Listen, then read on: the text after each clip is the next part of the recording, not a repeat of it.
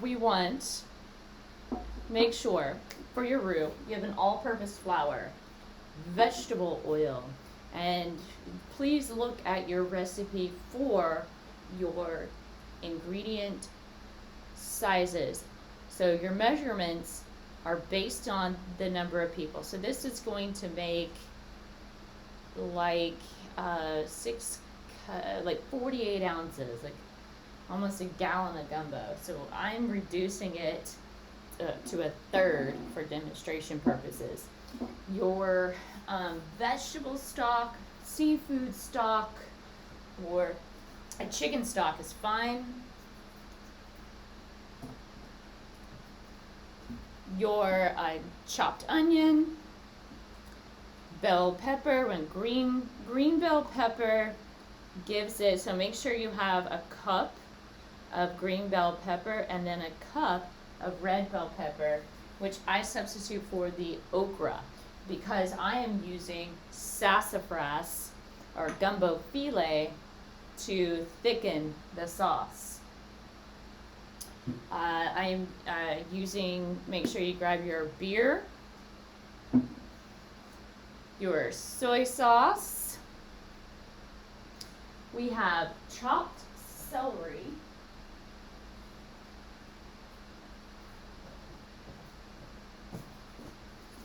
It's going to be approximately 2 stalks. 3 tablespoons of minced garlic. If you go for the inner portion of the clove, you're going to find that you're going to get about a couple of these cloves that are give you the tablespoons, the 3 tablespoons. 3 cups of chopped okra. I'm not an okra fan, but this is a thickening agent in which it was introduced by the West Africans, so was the rice, whereas the sassafras was introduced by the Choctaw Indians for this particular, for gumbo. We did the beer, 6 cups of, you have your stock, 2 tablespoons of phyllo, which I spoke about. You have your 2 bay leaves. And then Cajun seasoning. My Cajun seasoning is a little sea salt, chili pepper, paprika. Arbol is a chili pepper. And that's, and cumin is in my Cajun seasoning. We have a container of crab claw meat, 3 tablespoons of Worcestershire sauce or soy sauce as your substitute. If you do that, then reduce your sea salt, your kosher salt. You do not need to add any sea salt. If you do add Worcestershire sauce, then do add your sea salt. 1.5 teaspoons of cayenne pepper. I went ahead and put everything in the same container. Then we stop there, and that's where our prep is, and allowing it and letting it sit for an hour. But what I put in a large container, I go ahead and put my seafood all in one container here. And what I do is just simply go to the store. You don't have to shuck oysters. I know that's fun. If you want to do that, that's fine. A lot of places it is not fresh.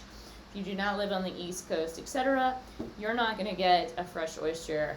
And so I recommend, if you're not going to fly it in, then you need to get it canned. Fresh shrimp is good. A red snapper fillet. Now you can do mahi here. You can do snapjack, chicken, if that's, whatever your budget allows. And of course the can of oysters, put it in here. Clams, and grab some clams, good ones. Crab meat, just a jumbo container of crab meat. Again, a lot of times if you're not on one of the coastlines or cannot get fresh fish, I honestly recommend that you just go ahead and get the cans on this. And then from there, we make sure you have your fresh parsley. And it is chopped up. And then the rice I go ahead and cook beforehand. I use a jasmine rice for a sweetness to this. And to garnish is your green onion or even just a tapatio. So that is how you prepare for your gumbo. How you prepare for your beignet is this. Move all this out of the way.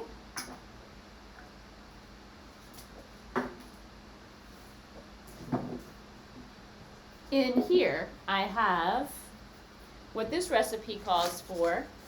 It's going to be your all-purpose flour. 3 cups of all-purpose flour in here, 2 tablespoons of baking powder, 1 teaspoon of salt, 1 tablespoon of sugar.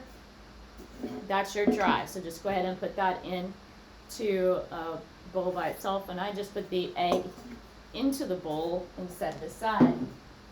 Then 1 cup of milk, 1 cup of water. If you're using a almond milk, you'll need to curdle it with an apple cider vinegar, and then instead of using a cup of water, you can do 2 cups of almond milk.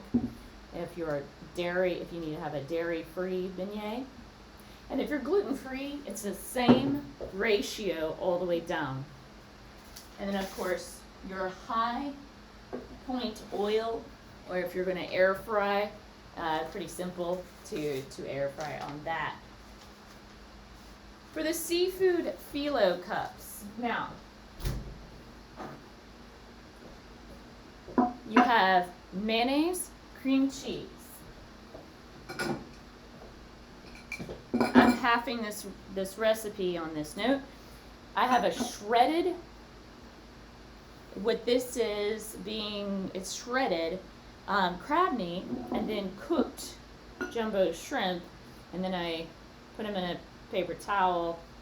Just gonna, so I was trying to get some of the moisture off. So those 2. Then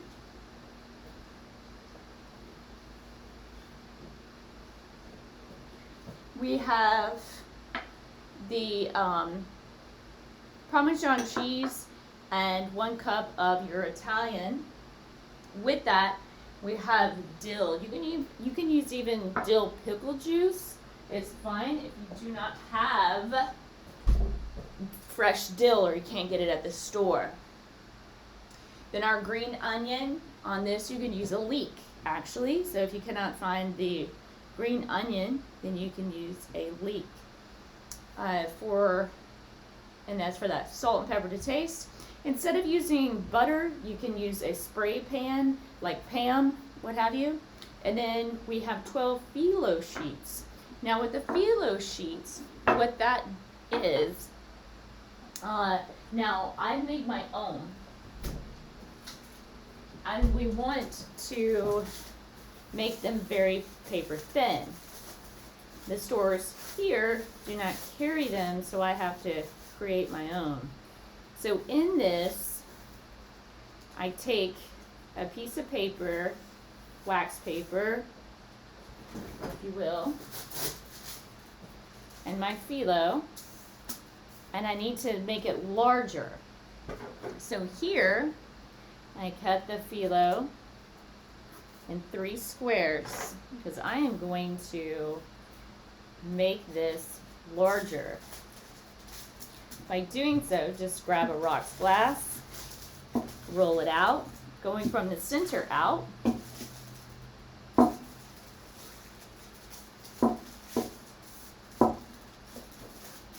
Pressing it paper thin, because phyllo means paper in Greek.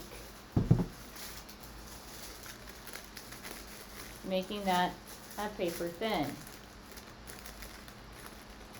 Just like that. So when we do this, like for mine, it's going to puff up pretty easily.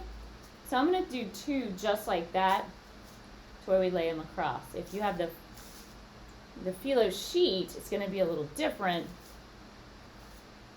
but you could even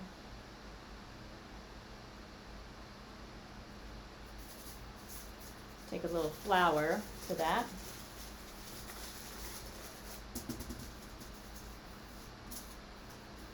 So it doesn't stick. And then roll it out.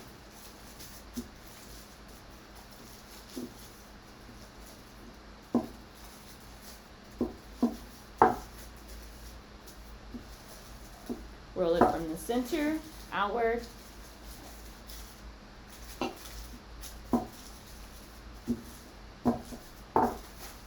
Where it is a paper thin. Take it up.